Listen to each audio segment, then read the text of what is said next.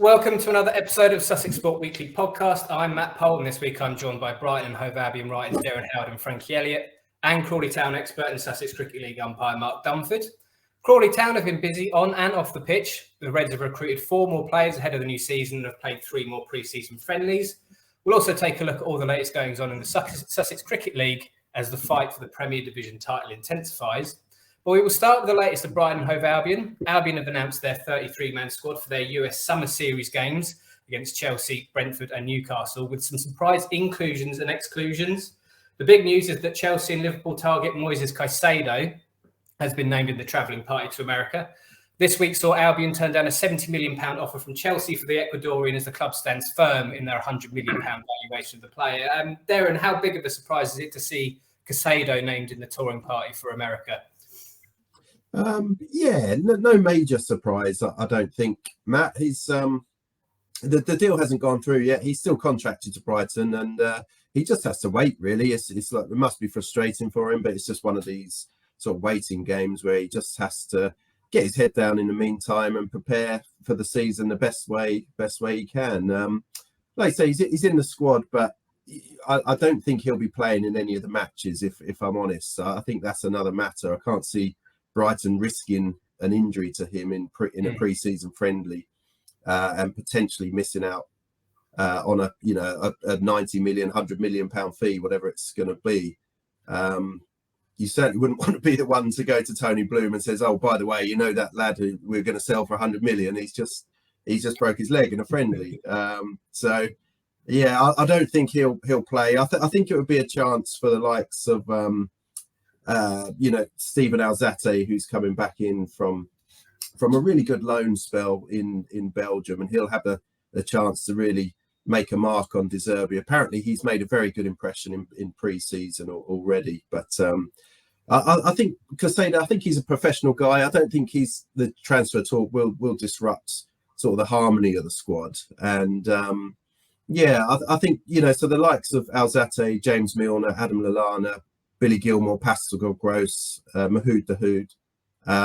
I think they'll be playing in those central areas in this friendly, and it could also be a good chance for Jack Hinchelwood, who we spoke about on the podcast previously, to get some minutes, and Jensen Weir, who were both included in the squad. Two very, very good young midfielders. So I'm not surprised Caicedo's in, but I don't think he'll feature too much at all in the actual matches.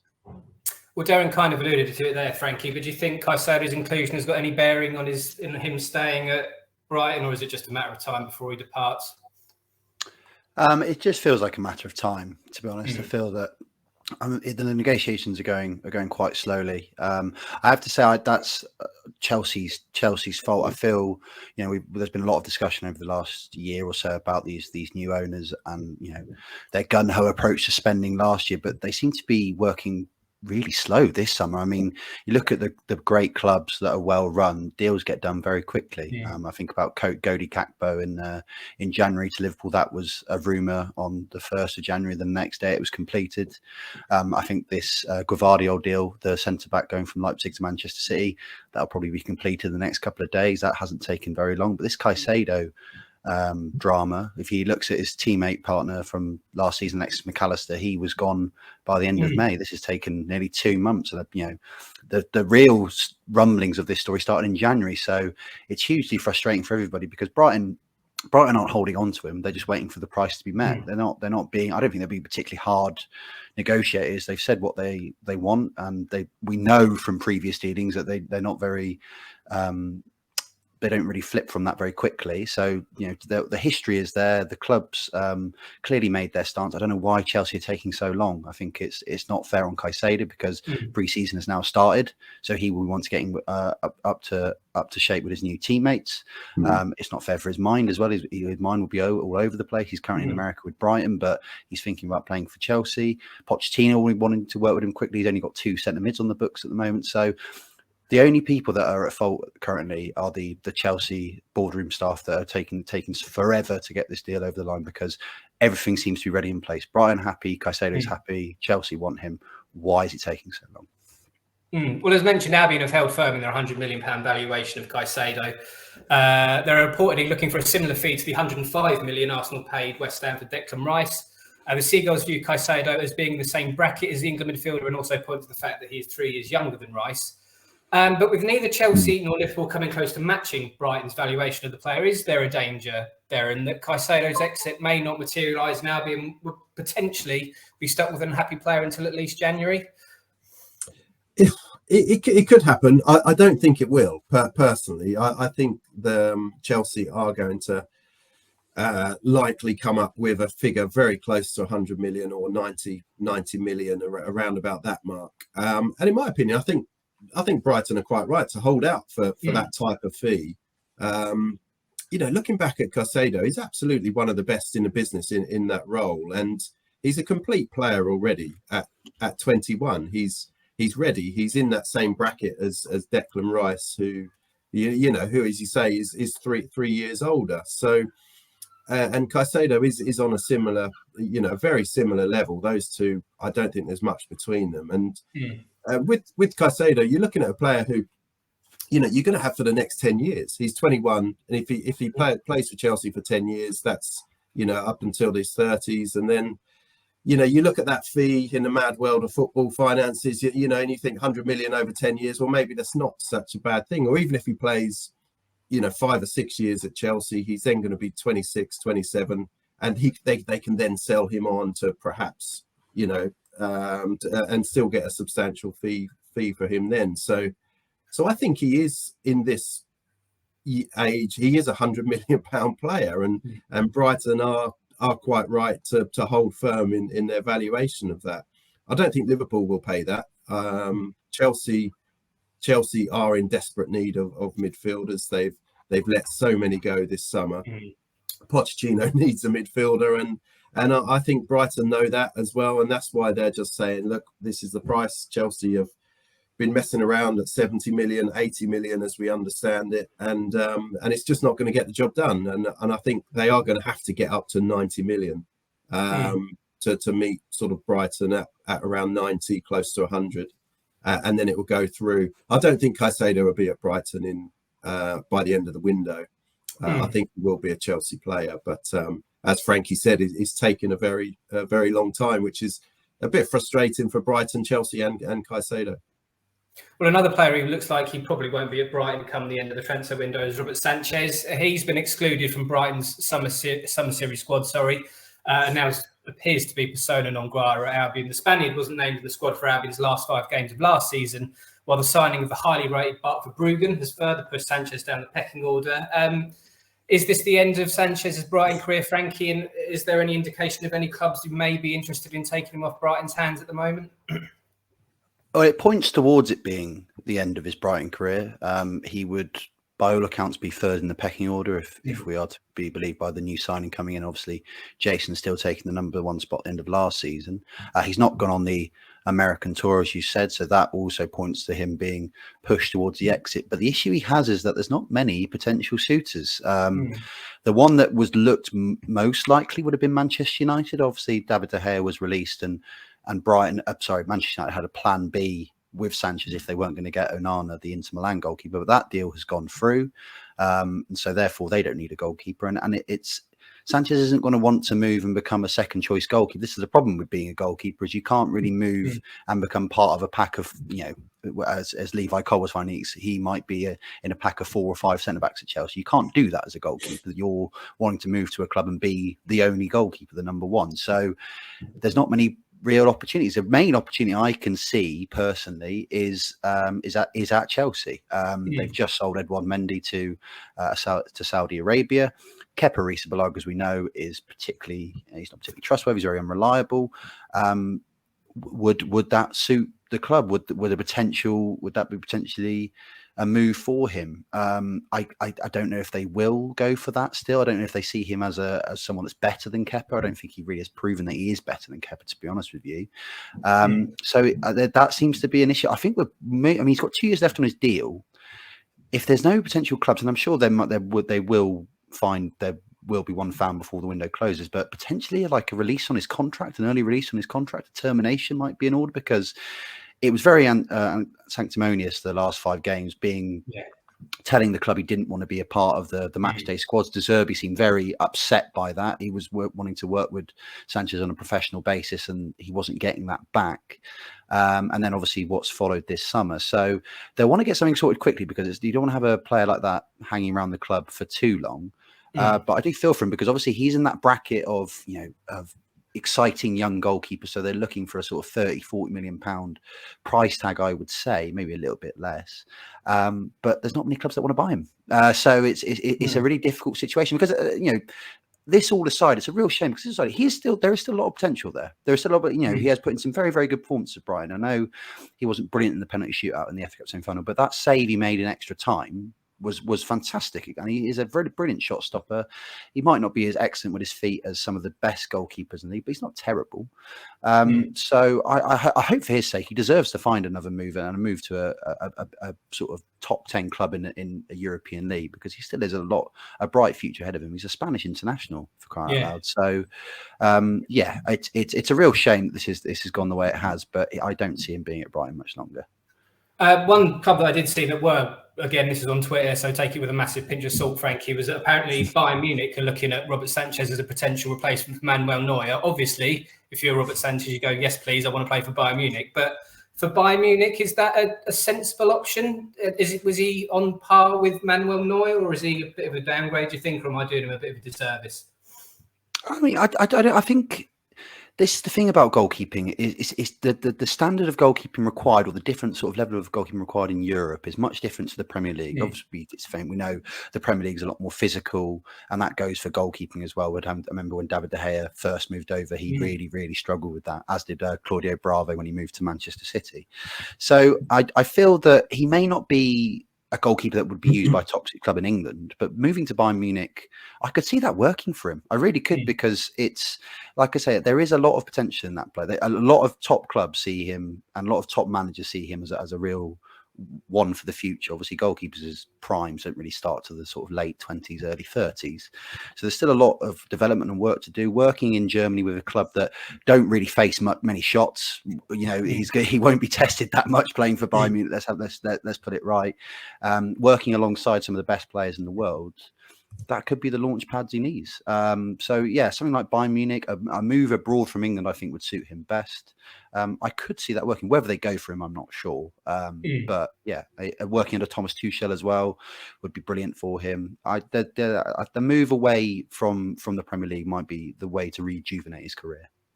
Well, going back to the Summer Series squad, Michael Kabrovnik, I can't say his name, Michael Kabrovnik, something like that. Ray De Cadra, Andy Shaqiri and Aaron Connolly have all also been admitted from the squad that will travel to the States. I think we'd expect to see those 4 potentially loaned out or gone by the end of the window. Derren, it wouldn't be a surprise to see any of those 4 go, would it? No, I'd be surprised if any of the 4 you mentioned will be there. Kabelnik, he had a good loan last term in the second tier of the Bundesliga. It's similar to a lot of the players at Brighton. There's a lot of potential in him. He's I remember when he first came to Brighton, there were, Barcelona were looking at him, Tottenham were looking at him, and it was, quite a coup that Brighton got him. But he hasn't seemed to have kicked on, and he's never really been anywhere close to the first team, to be honest. And I don't see him in De Zerbi's plans. But I still think there'll be a few takers for him during the window. So he'll be, but I agree. I think he'll likely be gone. Cadra, he's closing in on a 4-year permanent deal to Reims in the French top flight. He had, again, an exciting talent. He had a couple of loans in the Championship, Blackburn, Birmingham, Sheffield United, and he showed glimpses of his potential. So maybe Reims will be managed by Will Steele, the English manager. He could be a good one for him. Zakiri, he'll be gone as well. I think Brighton have just got so many options in the attacking areas, and people like Undav, Ferguson, Welbeck are well ahead of Zakiri. He scored loads of goals actually last year for FC Basel in Europe and in the Swiss top flights. So they did have an option to buy him, which they could still. So he's on a loan with an option to buy, and that could still still materialise. But again, I think Brighton will get they'll get a few million for him as well, which whether it's at Basel or somewhere else. And Aaron Connolly, he just needs to go somewhere where he can get fit and play football. Really, he had a great start to his career at Brighton, fizzled out. By his own admission, he took his eye off the ball and wasn't quite as committed to his football as he should have been. Had a very strange loan in Serie B with Vicenza.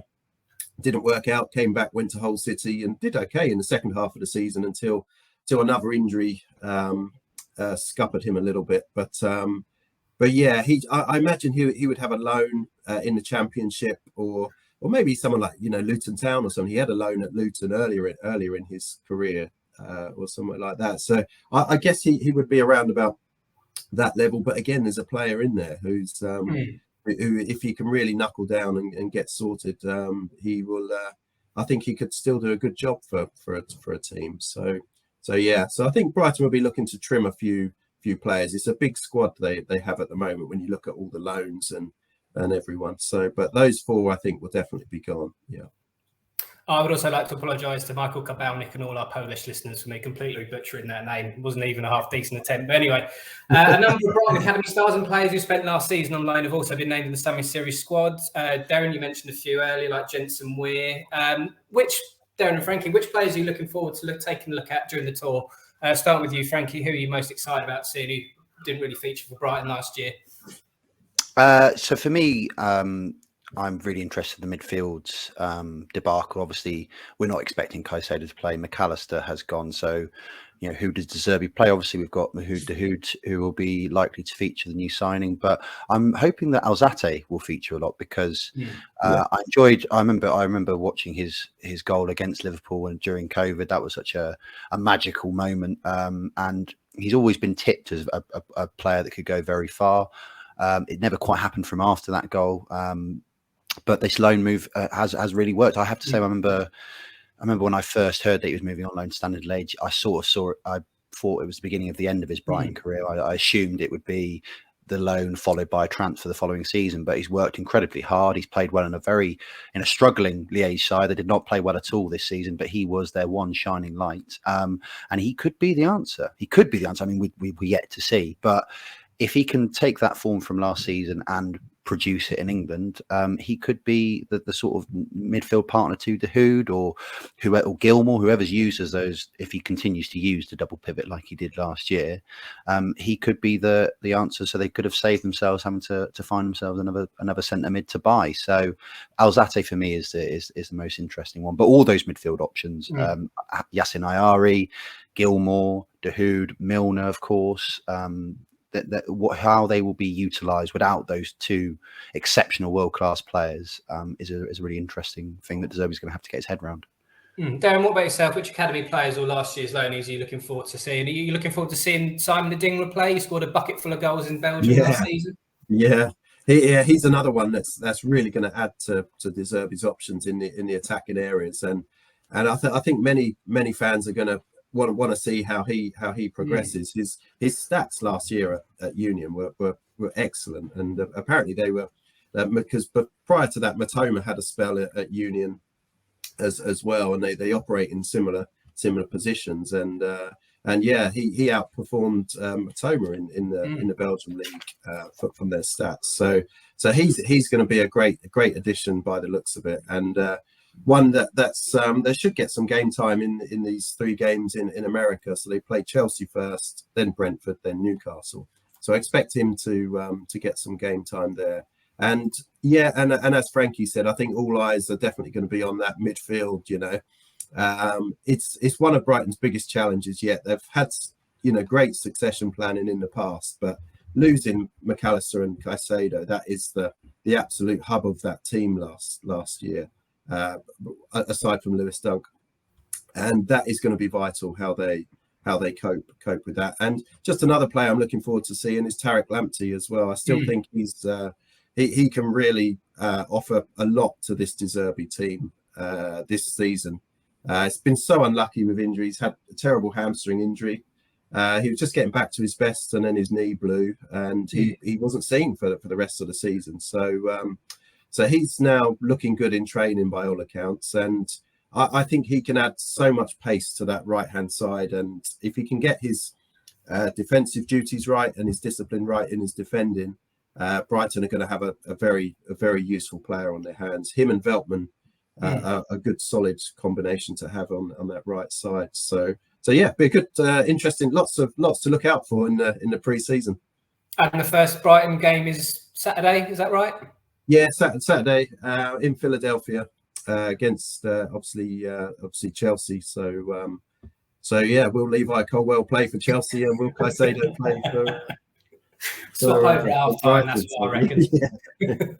Also on the Brighton front, the 2023 Women's World Cup has officially got underway, and 5 Seagulls players will represent their nations in Australia and New Zealand. Rebecca Stott and the Kiwis recorded a shock 1-0 win over Guro Bergsvand and Norway in the opening game of the tournament early this morning, while Lydia Williams and the Australians are currently in action against the Republic of Ireland.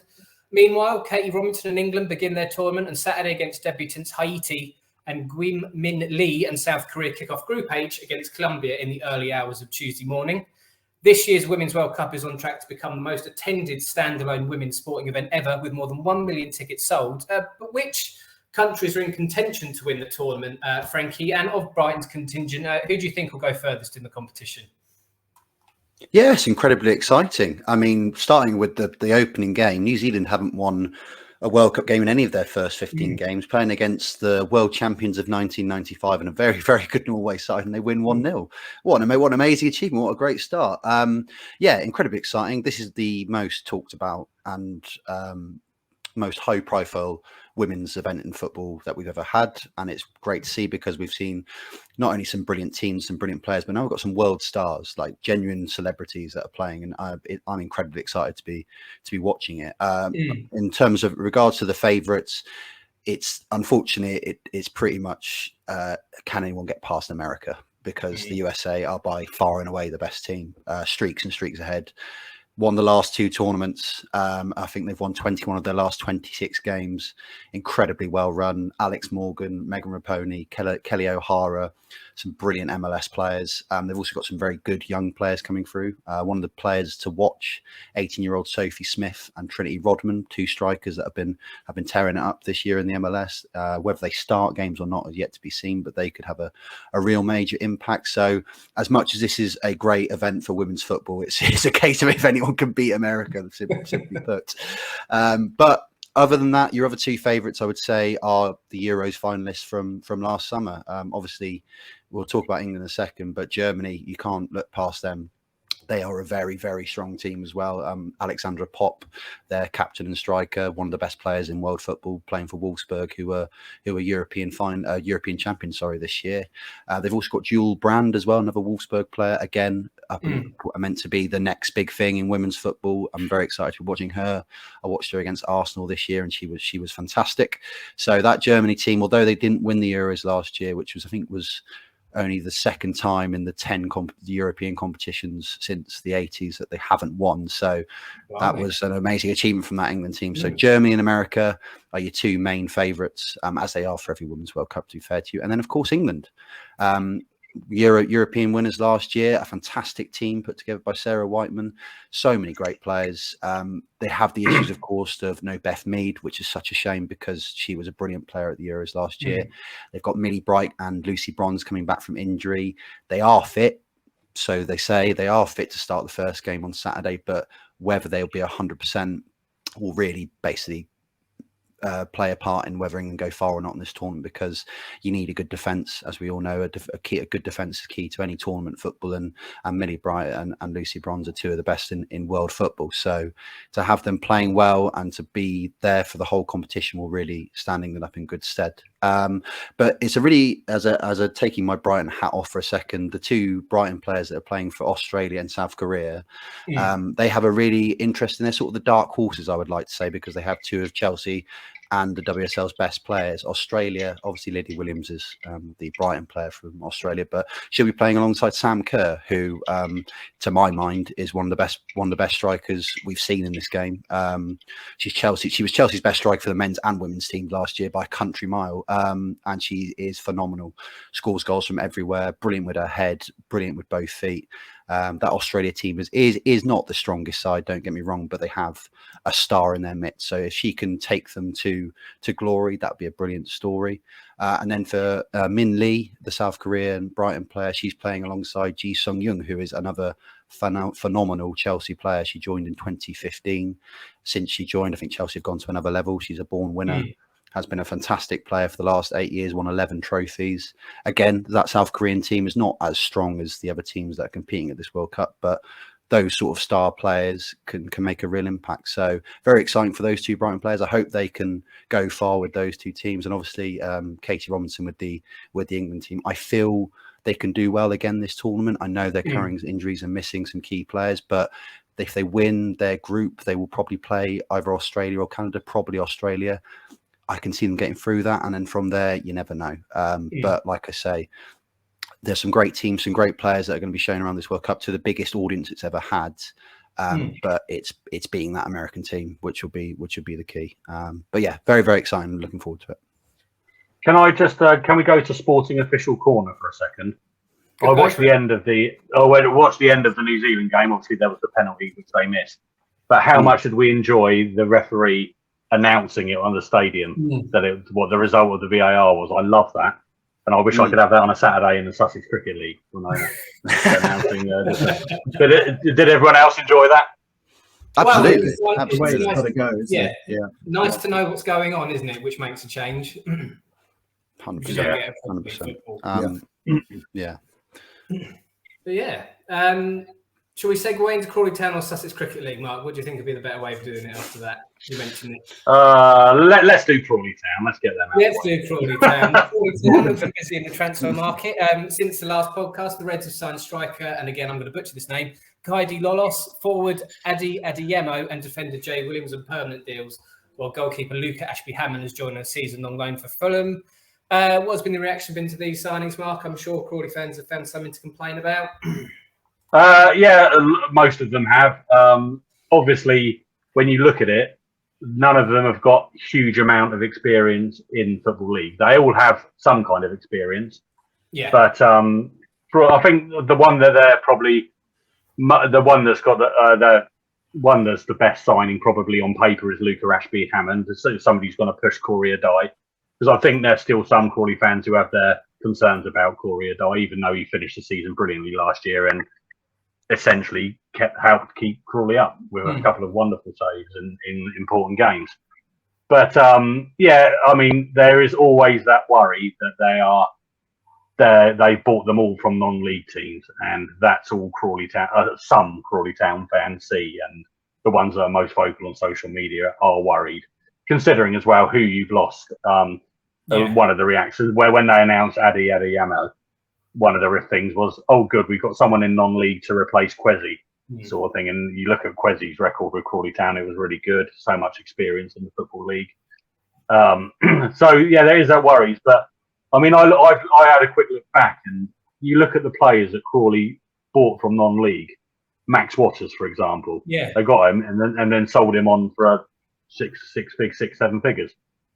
He only played 15 games for Crawley, but he had been somewhere. He played bit for Doncaster, but he made most of his game appearances in non-league. Jack Powell, who all the Crawley fans were moaning about leaving, player of the season last year. He played most of his games before he joined Crawley at Ebbsfleet. Yeah. And then I know it's slightly different because they were part of the team that got promoted to the Football League with Crawley. But Matt Tubbs, Carl McFadden, Pablo Mills, three players who most Crawley fans would probably have in their best ever Crawley 11. They were playing non-league and they performed in the Football League.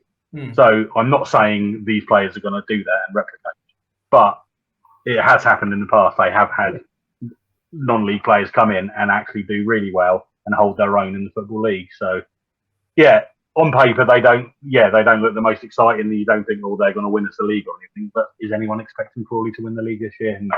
So, Scott Lindsay's building his squad. He likes these players. The sense I get from Scott Lindsay, he can judge a good player. Adi Adeyemo in particular, I saw him in the East Grinstead game. And he looked quality. He came on in the second half, and the first question I asked Scott Lindsay afterwards was, "Who was that player?" He looked quality, and Scott Lindsay is really excited about him. He thinks he's going to have a really good career, but he's just he's been playing at Cray Valley Paper Mills. And you can imagine what some of the Crawley Town fans said about that sort of thing. Who's this player? Who's this team? Some of them never even heard of Cray Valley. So, but yeah, I think it'll be good. I think some of them will be good. Some of them we might not see it play as much, but it's going to be exciting. Well, Crawley can never have the good without the bad, and we've heard rumours that potentially there might be an outgoing transfer. And we've stressed that these are rumours. There is nothing official confirmed at Crawley Town that might end up upsetting the apple cart. Mark, would you like to elaborate a little bit more on that? Yeah, so it's the on Twitter. There's somebody called Wagme Leaks, and to be fair to them, they've been pretty spot on with what they've sort of said so far, and it looks like the club have accepted an offer from Sutton United for Ashley Naderson. So another player who made his name at non-league at Crawley Town, and then has cut it in the Football League. So yeah, for £15,000 by all accounts. So that's what Wagme League said. And they've also suggested Nick Cerula and Joel Lynch could be on their way out as well. So that's 3 more players who were from the previous regime, as it were.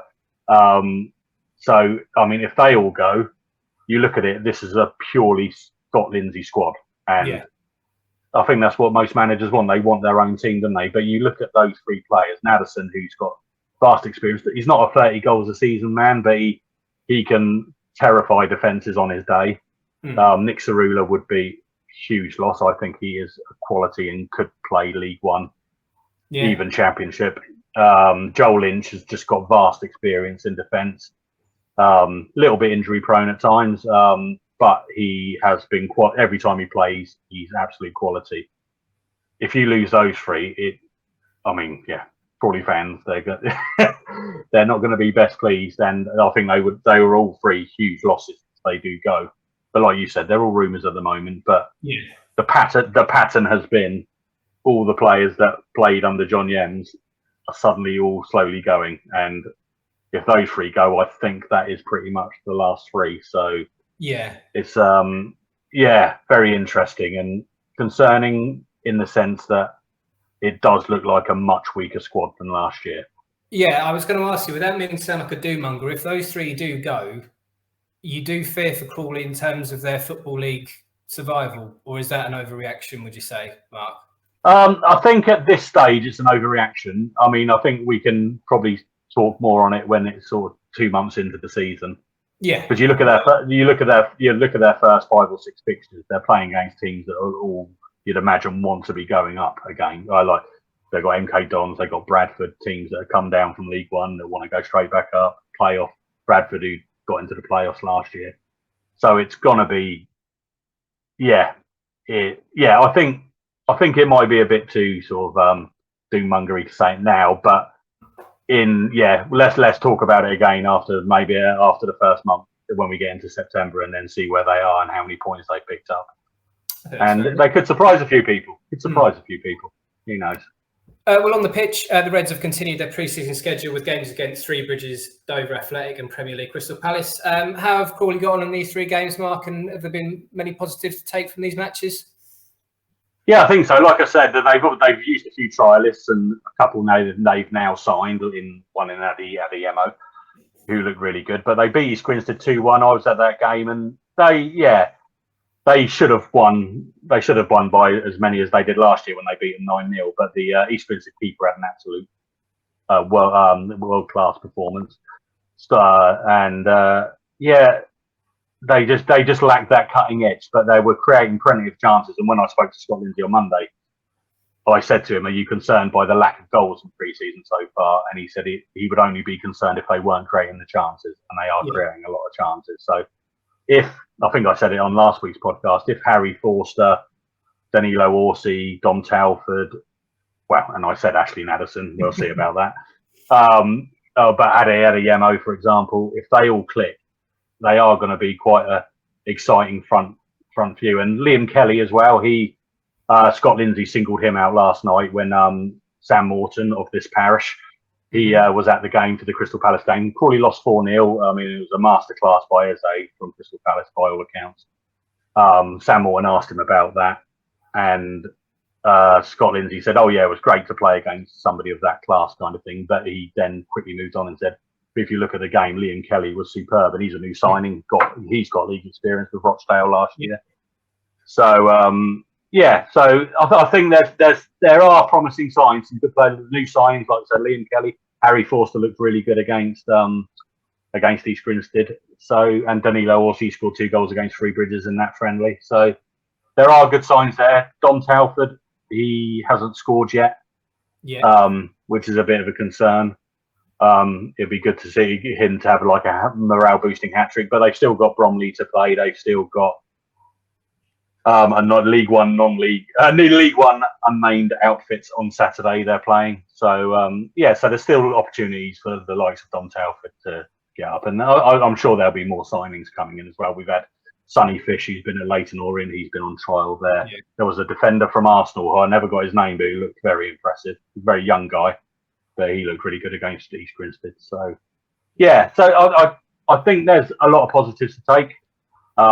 But if you do start taking Naderson out, Nick Cerula, who scored against Dover on Tuesday night, if you start taking those guys out of it, then the positives are sort of outweighed by the negatives, I think, at the moment. Well, off the pitch as well, Crawley have also confirmed that they will be discontinuing their matchday programme for this season. The club said increasing costs and a significant drop in demand have made the matchday programme no longer financially viable. It is a shame that the club has they've taken this course of action, isn't it, Mark? But I can completely understand why. I know that a number of Football League clubs have moved away from their matchday programme purely because the printing costs are just on the rise, aren't they? They really are, yeah. We know that more than anyone with the industry we work in. Cover price rises every few months. But yeah, it is understandable. A lot of league clubs did it last year. They stopped programs completely. There are some fans, obviously old school, who just think it's part of their matchday experience. They love getting the program, having a look in that. But I mean, I've been to a few football games in the last couple of years, and I don't even think about a matchday program anymore, kind of thing. Sometimes it's interesting to read the manager's notes and stuff if something's happened in the last couple of weeks, etc. But yeah, it does seem quite old school now to have a matchday program. I mean, I know it's nice to have something in your hand and read and that, but it's not a shock from the club at all. And I'm surprised they're not doing any kind of free electronic version, something that they could just put with a QR code on ticket and that. I mean, I don't know what you think, Derren. You've obviously you're a similar age as me, not these two youngsters that we're talking to. But what do you think about programs? Yeah, well, I think you're right. You know, we know how it is with working in regional publishing, and you know the print costs and everything to that. And you know, it'd be lovely if they can keep it going. Many of the clubs do still at the higher level, but I think it's something that will be happening more and more, where clubs just look at it and think, is it worth our time and money to produce this? But I agree with you. I think it'd be nice if they can offer sort of a digital offering as well, so that they can sort of see perhaps get an app or like a link to the website where they can just from the ticket where they can read the manager's notes, read the chairman's notes if they have any, and just get a little bit of detail on the teams that they're playing against. But so I think that is the most sensible option. It is a shame because it's something that we're all used to as going to the football matches, and it used to be a thing, didn't it? People used to collect their programs and as part of. I've got a box full of them in my loft. I know I have. Me too. Yeah. So do I. Yeah. So it is a shame in that respect, but you can totally understand why a club would make that decision. Do you think there'll be an unofficial, like fan-driven one, Mark? Because I'm sure. Well, look at it. Yeah, looking at the reaction there, I mean, there could be. I know there are people who are either former journalists and that, or people who work in that kind of industry who are Crawley fans. So, I think it would be a good thing if they did. I worry about what the content might be, depending who does it. It'd be good for someone to do that, and it'd be interesting if someone did take that up and do it. But But like I say, the cost of printing things these days is, it's just getting higher, like cost of living with everything, isn't it? So, but there you go. Is that you putting your name forward for doing the programme next year then, Mark? Is this an exclusive? Absolutely not. Well, think about it first and then give us a decision. Meanwhile, in the Sussex Cricket League, East Grinstead continued to pursue leaders Cookfield at the top of the Premier Division. Grinstead picked up a 50-run home win against Eastbourne, while Cookfield ran out winners by 7 wickets at home to Mayfield. The game between the two teams at Cookfield on August the 9th is increasingly looking like a title decider, wouldn't you say, Mark? It is, yeah. I mean, Preston Nomads are still in there, and interestingly, the 2 weeks leading up to that game, Preston Nomads are playing both those teams. Oh, right. So, depending how those games go, it could be Preston Nomads could suddenly be top. But but if it's going the way it is at the moment, it looks like that game could be an absolute cracker.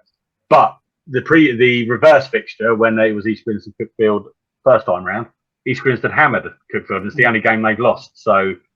East Grinstead, you would imagine, would be the favourites going into that game. But Cookfield, they just keep winning. And it wasn't Josh Hayward this week. It was Will Goss, another spinner who took 6 wickets.